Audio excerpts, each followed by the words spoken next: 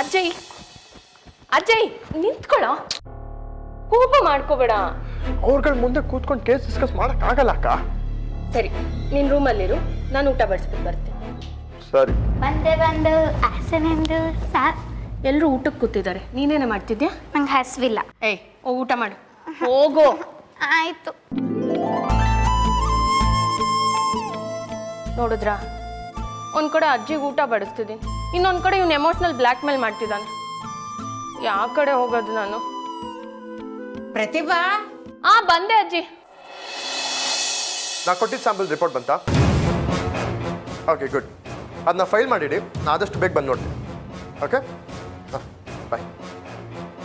ಸರಿ ಸರಿ, ಹೀಗೆ ಹೇಳು, ಗೌರಮ್ಮ ಹೇಗೆ ಕೊಲೆ ಆದ್ರು ಅಂತ. ನೀವು ಈ ಕೆಲಸ ಮಾಡ್ತಾನೋ ನಾನು ಹೇಳೋದನ್ನ ಕೇಳಿಸ್ಕೊತೀರಾ? ನೋಡು, ದಿಶಾಗ್ ಪ್ರಾಮಿಸ್ ಮಾಡಿದ್ದೀನಿ, ಅವಳ ಮದುವೆ ದಿನ ನನ್ನ ಕೈಯಾರೆ ಹೂ ಕಟ್ಕೊಡ್ತೀನಿ ಅಂತ. ನೀನು ಹೇಳ್ತಾ ಇರು, ನಾನು ಕೇಳಿಸ್ಕೊತೀನಿ, ನನಗೆಲ್ಲ ಗೊತ್ತಾಗುತ್ತೆ. ಓಕೆ. ಗೌರಮ್ನವರು ತುಂಬ ಕಿರಿಕಿರಿ ಹೆಂಗ್ಸಂತೆ, ಎಲ್ಲರ ಮೇಲೂ ಸಂದೇಹ ಪಡ್ತಿದ್ರಂತೆ. ಆದರೆ ದೇವ್ರಂದ್ರೆ ತುಂಬ ಭಕ್ತಿ ಶ್ರದ್ಧೆ.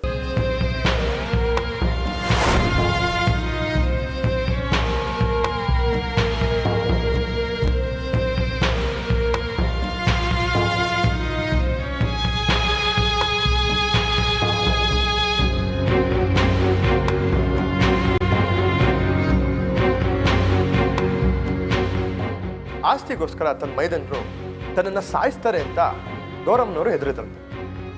ಅದರಿಂದ ಅವ್ರ ತಮ್ಮನ ಮನೆಗೆ ಬಂದು ಉಳ್ಕೊಳ್ಳೋಕೆ ಶುರು ಮಾಡಿದ್ದಾರೆ. ಅಲ್ಲಿ ಕೂಡ ಅವ್ರು ಯಾರನ್ನೂ ನಂಬ್ತಿರ್ಲಿಲ್ವಂತೆ. ಎಲ್ಲಾದ್ರ ಮೇಲೂ ಸಂಶಯ ಪಡೋರು. ಅವ್ರೊಂದು ಸಪ್ರೇಟ್ ರೂಮಲ್ಲಿ ಇದ್ರಂತೆ. ಒಳಗೆ ಯಾರನ್ನೂ ಸೇರಿಸ್ತಾನೂ ಇರಲಿಲ್ಲ, ಅವರು ಆಚೆ ಹೋಗ್ತಿರ್ಲಿಲ್ವಂತೆ. ಮತ್ತೆ ಅವರು ಊಟ ತಿಂಡಿ ಅದಕ್ಕೆ ಬೇಕಾಗಿರೋ ಸಾಮಗ್ರಿ ಅಲ್ಲೇ ಒಂದು ಪುಟ್ಟ ಜಾಗದಲ್ಲಿ ಹಣ್ಣು ತರಕಾರಿ ಬೆಳೆಸ್ತಿದ್ರಂತೆ. ಅದರಲ್ಲೇ ಅಡುಗೆ ಮಾಡ್ಕೋತಿದ್ರು.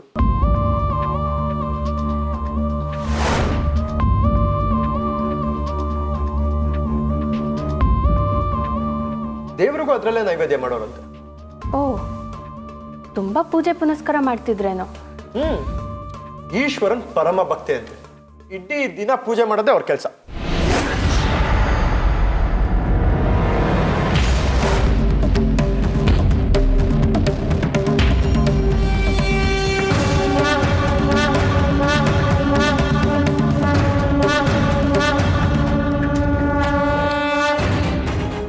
ಒಂದೊಂದ್ಸಲ ಚಿದಾನಂದ ಮೂರ್ತಿ ಅವ್ರ ಸೊಸೆ ಯಶೋಧ ಅಕ್ಕಿ ಬೇಳೆ ಕೊಡೋದಕ್ಕೆ ಪ್ರಯತ್ನ ಪಡ್ತಿದ್ರಂತೆ. ಹೆಸರೇನಂತೆ? ಯಶೋಧ. ಯಶೋಧ.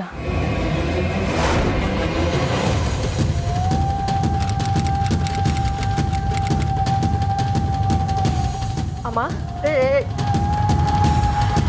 ಒಳಗೆ ಬರ್ಬೇಡ.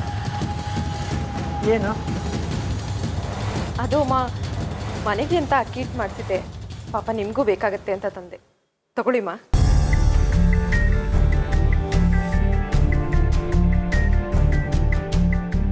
ಇದನ್ನೆಲ್ಲ ಯಾರು ಕೇಳಿದ್ರು? ಇದ್ರಲ್ಲಿ ವಿಷ ಬೆಳೆಸಿದ್ಯಾ?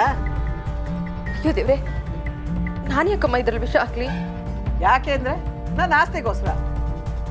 ನೀನು, ನಿನ್ನ ಗಂಡ, ನಿನ್ನ ಮೈದನ ಎಲ್ಲರೂ ಸೇರಿ ನಾನು ಸಾಯಿಸಿ ನನ್ನ ಆಸ್ತಿ ಹೊಡ್ಕೋಬೇಕು ಅಂತ ಇದ್ದೀರಾ. ನಿನ್ನ ಅಕ್ಕಿ ಇಟ್ಟರು ಬೇಡ, ಎಂಟಾದ್ರು ಬೇಡ, ಹೋಗಾಚೆ. ತೀರ್ತಾನ ಏನ್ ಹೇಳ್ತಾ ಇದ್ದೀರಕ್ಕ?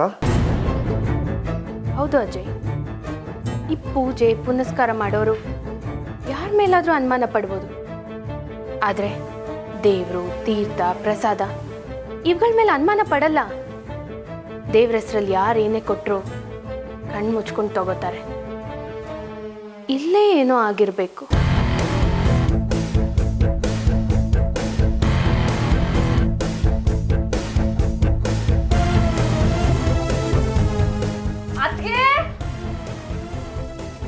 ಸ್ವಲ್ಪ ತಡಿಯಪ್ಪ, ಹೋಗಿ ಬರ್ತೀನಿ.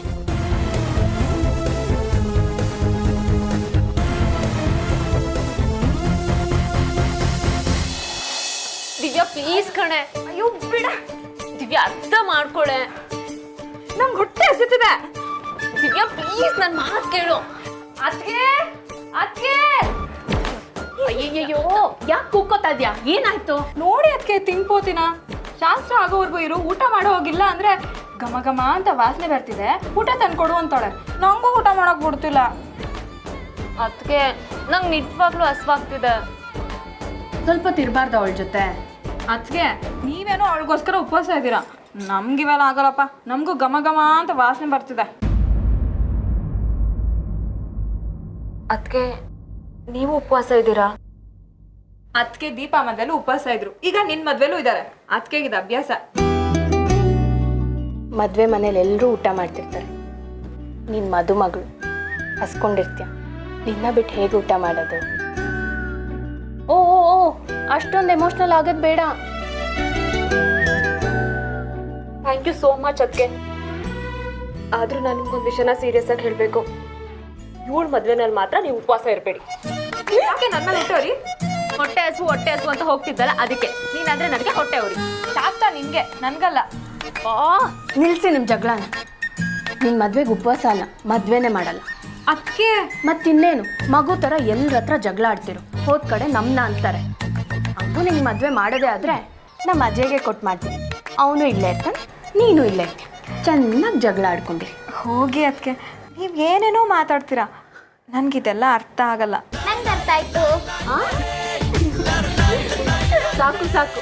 ನಿಶಾ, ನೀನು ಜ್ಯೂಸ್ ಕುಡಿಬೋದೇನೋ ಅಂತ ಕೇಳಿ ಕಳಿಸ್ತೀನಿ, ಸರಿನಾ? ಬಾ ಅಮ್ಮ. ಬೇಗ ಬಾ.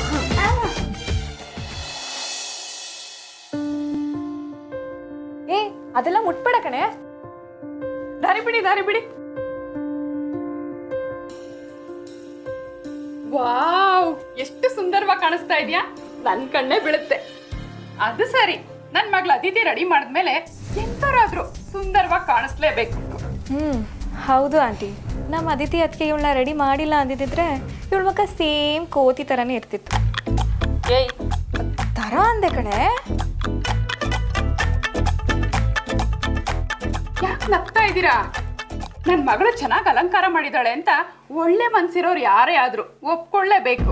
ಹ್ಞೂ ಆಂಟಿ, ನಮ್ಮ ಅದಿತಿ ಅದಕ್ಕೆ ಎಲ್ಲಾರನ್ನೂ ಚೆನ್ನಾಗಿ ರೆಡಿ ಮಾಡ್ತಾರೆ. ಆದರೆ ಅವ್ರು ರೆಡಿ ಆಗೋದಕ್ಕೆ ಮಾತ್ರ ಪಾರ್ಲರ್ಗೆ ಹೋಗ್ತಾರೆ. ಹೋಗ್ಲಿ ಬಿಡಿ, ನಾನು ಏನೇ ಮಾತಾಡಿದ್ರು ಕಷ್ಟನೇ. ವ್ಯಂಗ್ಯವಾಗಿ ಏನಾದ್ರೂ ಒಂದು ಹೇಳ್ತಾನೆ ಇರ್ತೀರ. ಅದೇ ಪ್ರತಿಭಾ ಅವ್ರ ಅಮ್ಮ ಬಂದ್ರೆ ಹಲ್ಗಿಂಚ್ಕೊಂಡು ಮಾತಾಡ್ತಿರ್ತೀರಾ. ತುಂಬಾ ಚೆನ್ನಾಗಿ ಗೌರವನೂ ಕೊಡ್ತೀರಾ ಅಲ್ವಾ? ಮೀರಾ ಆಂಟಿ ಪಾಪ ಅವರು ಮದ್ವೆಗೆ ಬಂದಿಲ್ಲ. ಪ್ರತಿಭಾಕ್ಕೆ ಅಪ್ಪ ಅವ್ರು ತೀರೋಗಿರೋದ್ರಿಂದ ಅವ್ರ ಅಮ್ಮ ದುಃಖದಲ್ಲೇ ಇದ್ದಾರೆ. ಹೌದೌದು, ನೀನ್ ಏನೇ ಹೇಳು, ನಿಮ್ ದೊಡ್ಡದಕ್ಕೆ ಮೇಲೆನೆ ಪ್ರೀತಿ ಜಾಸ್ತಿ ಅಲ್ವಾ? ಸಾರಿ ಅದಕ್ಕೆ ನಿಮ್ಮಪ್ಪನ ಬಗ್ಗೆ ಮಾತಾಡಿದ್ದಕ್ಕೆ. ಪರವಾಗಿಲ್ಲ ದಿಶಾ. ಅಯ್ಯೋ ಏನಿದು, ಎಲ್ಲರೂ ಇಲ್ಲೇ ಇದ್ದೀರಾ. ಮದುವೆ ಹುಡುಗಿ AC ರೂಮಲ್ಲೂ ಬೆವರ್ತಿದ್ದಾಳೆ. ಅಮ್ಮು ಆಚೇರು. ಸಾರಿ, ಏನು ಅನ್ಕೋಬೇಡಿ. ಎಲ್ಲ ಫ್ರೆಂಡ್ಸ್ ಇಲ್ಲೇ ಇದ್ರೆ ಹೇಗೆ, ಸ್ವಲ್ಪ ಆಚೇರಿ. ಸಾರಿ. ದಿವ್ಯಾ ಸರ ತಗೋ. ಪ್ರತಿಭಾ, ದಿಶಾ ರೂಮ್ಗೆ ನಾನು ಬರಬಾರ್ದು ಅಂದ್ರೆ ಅದನ್ನ ನೀನು ಡೈರೆಕ್ಟ್ ಆಗಿ ಹೇಳು. ಇಂಡೈರೆಕ್ಟ್ ಆಗಿ ಹೇಳೋ ಅವಶ್ಯಕತೆ ಇಲ್ಲ. ಚಾಚಾ, ನಾನು ಯಾಕೆ ಆಂಟಿ ನಿಮಗೆ ಹಾಗೆ ಹೇಳಿ? ಸಾಕಮ್ಮ ಸಾಕು. ಅವಮಾನ ಮಾಡೋದನ್ನ ಮಾಡ್ಬಿಟ್ಟು ಬೆಣ್ಣೆ ಹಚ್ಚಕ್ ಬಂದ್ಬಿಟ್ಲು ನೋಡು. ಈ ಮನೆಗೆ ಬಂದ್ಮೇಲೆ ನೀನು AC ನೋಡಿರೋಳು. ನಾನು ಹಾಗಲ್ಲ. ನಿನ್ನ ಹತ್ರ ತಿಳ್ಕೊಳ್ಳೋ ಅವಶ್ಯಕತೆ ನನಗಿಲ್ಲ. ಬಿಡು ದಾರಿ. ಛೇ, ಯಾಕೆ ಇವ್ರು ಹೀಗಾಡ್ತಾರೆ? ಏನೋ ಸಮಸ್ಯೆ ಇರಬೇಕು. ಸಾಕು, ಸುಮ್ಮನೆ ಇರೆ. ಎಲ್ಲ ಆಗಿದ್ದು ನಿನ್ನಿಂದಾನೆ. ಸುಮ್ಮನೆ ಇದ್ದವ್ರನ್ನ ಕೆಡ್ತೋಳೆ ನೀನು. ಇಷ್ಟೊಳ್ಳೆ ಚೆನ್ನಾಗೈತಲ್ಲ, ನಾನೇನೇ ಮಾಡಿದೆ? ಸಾಕು ಸಾಕು, ಮತ್ತೆ ಶುರು ಮಾಡಬೇಡಿ ನಿಮ್ಮ ಜಗಳನ. ಬಿಗ್ ಮಾಮ್, ಗಂಡಿನ ಕಡೆಯವರು ಬಂದಿದ್ದಾರೆ. On the ways. ಎಲ್ಲಿಗೆ? ನೀನು ಈಗಲೇ ಬರಂಗಿಲ್ಲ ಅಮ್ಮ. ನಿಮ್ಮ ಪ್ರವೇಶ ಆಮೇಲೆ, ಅಲ್ಲಿ ತನಕ ಕಾಯಲೇಬೇಕು. ನಿಮ್ಮ ಪ್ರವೇಶ ಇವಾಗಲೇ. ಆರತಿ ತಟ್ಟೆ ರೆಡಿ ಮಾಡಿದ್ದೀನಿ, ತಗೊಂಬ. ನಾನು ಹೋಗಿದ್ದೀನಿ.